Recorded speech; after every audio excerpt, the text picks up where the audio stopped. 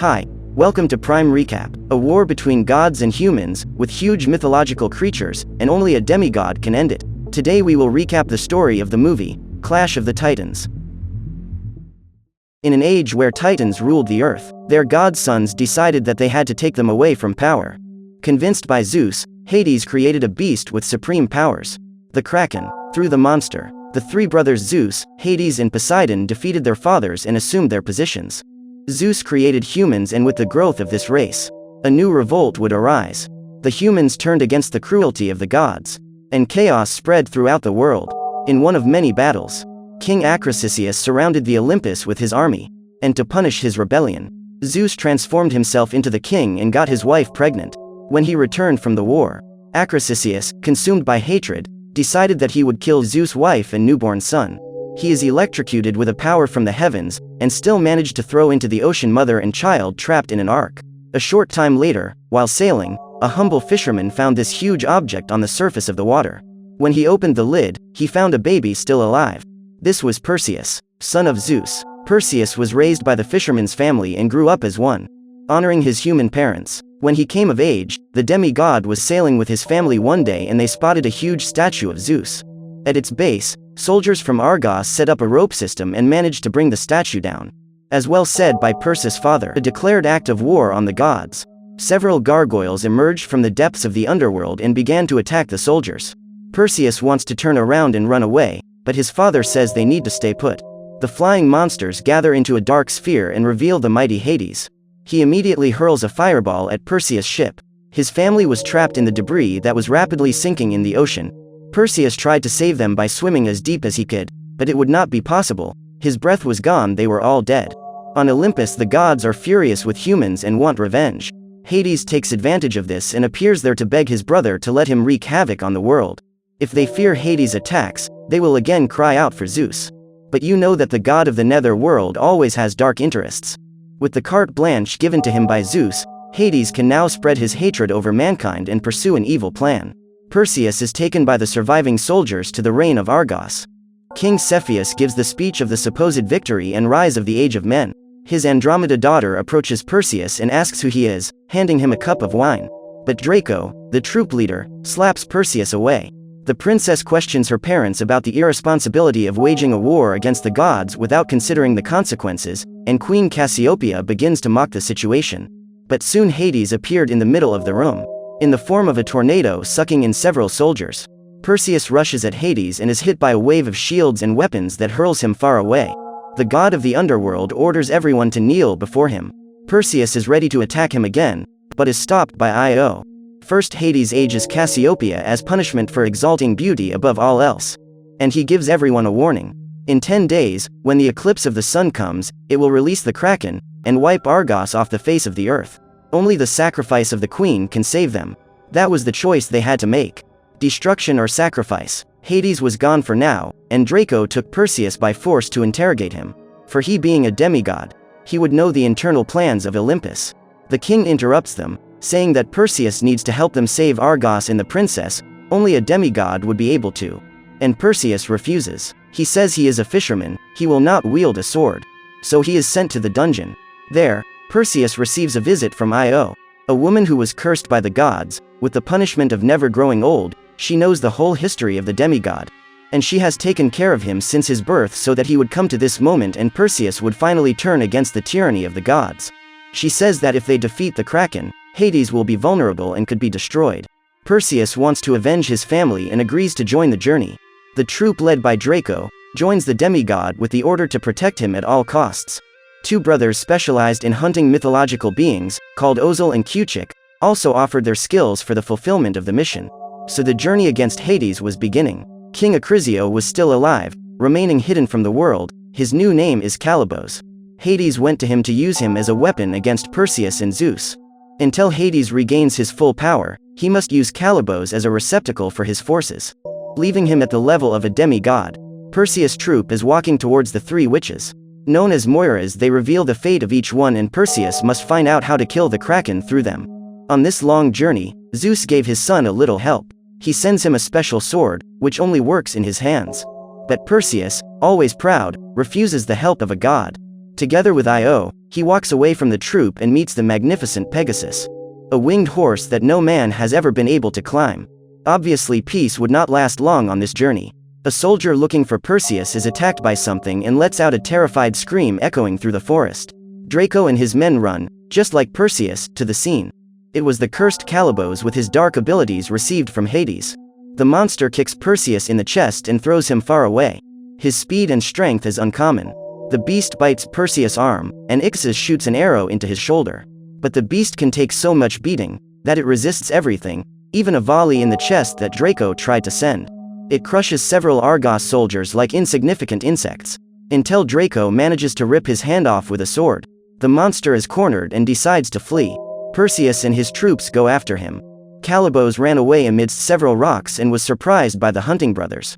As his hand was dripping a black blood on the sand, it attracted the local inhabitants. Immense and deadly scorpions. The battle will be insane. The brothers manage at first to pull off two of the first beast's legs with their axes. This makes it even more enraged. No one can get close to the creature, as they are thrown far away. One of the soldiers tries to escape and is killed by a stinging hole in his back. Ozil is almost hit by the sting, but manages to drive his sword into the scorpion's mouth. And his brother pushes him downhill. In the fight against the other scorpion, a soldier is hit several times with the stings in his chest, a painful and brutal death. Perseus saved himself from the same kind of attack by using his shield. But he was struck and trapped by its claws. Draco turned the monster around and jumped on top of it, stabbing his swords into the beast's head.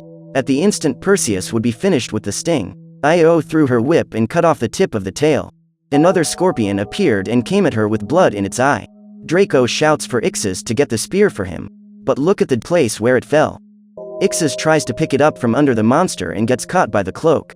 Then Eusebios throws the spear at Draco, who cuts into the scorpion's back and finishes off the beast from the desert. Yeah guys, but the situation is not over yet. Io and Perseus are being persecuted. The scorpion bumps into the monuments and falls lifeless to the ground. And to everyone's surprise, Perseus comes out of it with his sword. To make matters worse, a horde of scorpions is carving up the warriors, and this time an even more colossal one has arrived, the Scorpion King. Perseus' legion is only saved thanks to the appearance of the Djinns people, a race of desert witches. They manage to control the scorpions with their mystical powers. The legion accompanies the witches to their camp, but the big problem is that the bite on Perseus' arm caused by Calibos is spreading some kind of poison in his body and killing the demigod. Suleiman, the leader of the Djinn, uses his healing magic to save Perseus. But he is interrupted by Draco and Solon, who think that the creature is trying to kill the semi-god. There is a quick fight between them. But Io manages to calm them down, explaining that the Djinns are not friends with humans, but want the same thing, to overthrow the tyranny of the gods, so they are together on this journey. And indeed Suleiman was trying to help. After all, Perseus' arm is healing. With the union of Legion and the desert mages, they will be able to move towards the Moiras riding on the giant scorpions, the coolest transport possible. The Djinns take them on a long journey through the desert until they reach the Garden of Stygia, the place where the Kraken melted the Titans.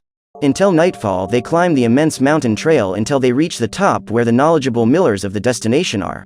The place is mysterious and feels like death. Perseus throws a torch into a puddle in the cave and the witches appear. The three sisters are blind and use only one eye attached to their hand so that they can see.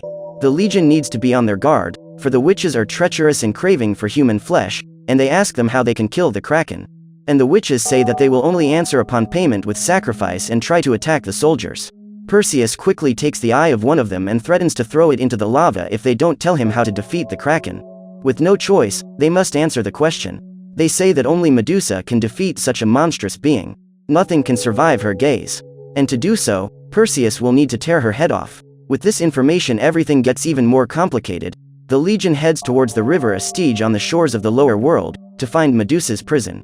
Zeus shows up and has a conversation with Perseus, trying to convince him to move on to Olympus and have the power he deserves as his son. But Perseus denies, wanting a place and if necessary to die like a man. Before leaving, Zeus gives Perseus a coin, which is known in mythology as the Obol of Charon, with which it would be possible to cross the Astige River paying the ferryman. Well, with the departure of Zeus, the hunting brothers give Perseus a gift. Cuchik has made a cool shield out of a scorpion's shell for the demigod. Unfortunately, the brothers will not continue their journey with Perseus. They do not have the conviction that they can fight in the lower world, so their journey ends there. They follow together, Perseus, Io and the legion soldiers led by Draco. Upon arriving at the wharf of the river Styx, Io says that they must wait for Charon, the ferryman of the dead. But they didn't know how they could call it. The sorcerer takes the coin of Zeus that was with Perseus and throws it into the mist-covered river. Then the boatman appears, a bizarre skeleton controlling a wooden boat. The entire legion climbs into the boat and sails down the mysterious Restigem River. Io makes it clear that she will not be able to enter the lair of the Medusa with them, because only men can enter. And to this day, none has ever returned from there. They finally cross the river and reach the creature's prison. The ruins have several petrified soldiers everywhere. Perseus warns Eusebius to keep his eyes down. No one should look into the eyes of the monster. Always keep his head down. The legion can hear Medusa's evil laughter echoing throughout the ruins. She is surrounding them. Suddenly, Draco and Solon are struck by arrows. They fall from the platform they were on, and Solon goes straight into the lava. Perseus managed to save the sorcerer with great effort, but Draco is seriously wounded and needs to break the arrow stuck in his chest. Ixes and Eusebius are hunting the monster together, but Ixes doesn't follow the order given by himself, and looks into the eyes of the jellyfish, turning to stone. Eusebius gets desperate and starts screaming looking for Medusa, throwing blows in the air. The monster petrifies him too, and the soldier falls like a stone statue and shatters in front of Perseus. 3 are left alive. Medusa continues shooting arrows. She hunts Perseus amidst the rubble and pillars. What was a trap for Suleiman to cut off her head? But the blow went wrong. Medusa catches him and tries to turn the leader of the jinn into stone. But the wizard laughs in her face. His race is not affected by Medusa's powers. He activated his internal self-destruction magic and exploded together with the cursed snake. Though it may seem in vain, for Medusa is alive. Draco would finish the job with honor. He stuck his daggers into a rock and plummeted down next to it, trapping Medusa's tail. His last words to Perseus are to let the gods know that men have accomplished their mission.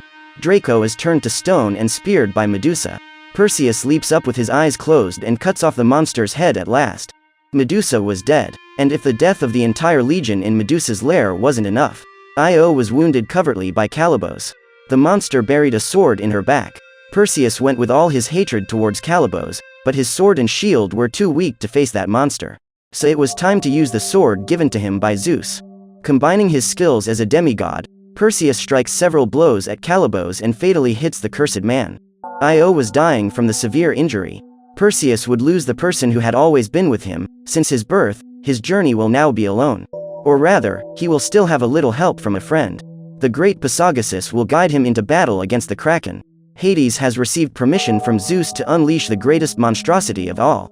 In Argos, the leader of Hades' cult, called Procopion, together with his followers, captured the princess and locked her up on a platform on the cliff, offering her as a sacrifice to the monster that was approaching the city. The Kraken reveals its tentacles and begins a violent attack on Argos. Just as in the city, Olympus begins to crumble, Hades reveals his true intentions to take over Zeus' throne, and like the Kraken he will have the power of darkness all in his hands. But as Zeus well says, there is a demigod to take care of this. Perseus arrives riding Pegasus, having to dodge the gargoyles sent by Hades, which try to attack him at all costs. With the help of the population, they can destroy some of these monsters. Even the brother hunters are with a scorpion, beating the gargoyles. These guys are the best. Finally, the Kraken comes out of the water and reveals its colossal and frightening size. A gargoyle steals Medusa's head from Perseus' hands and he leaps into the sky above.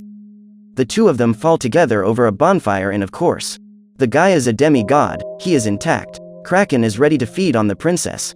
Perseus takes Medusa's head, lifts it onto the wooden platform, and aims it right at the Kraken's face, activating the power of petrification, turning that beast from the underworld into a mountain of stone. The princess plummeted into the water with the destruction of the Kraken. But Hades was still alive. And not for long. Perseus called upon his father's power to the heavens and transformed the sword into Zeus' lightning bolt, impressing Hades back to the netherworld. The demigod saves the queen from the river's depths, and will leave Argos for her to take over and be the righteous queen they deserve. Perseus goes on his journey with Pegasus. He meets his father, who tells him that if he insists on continuing in life as a simple man, he will not let him do it alone. Zeus leaves and brings Io back to life, so that Perseus can have his beloved by his side. So what did you think of this movie? Leave it in the comments below. And if you liked the video, please like and subscribe for more movie recaps. See you next time.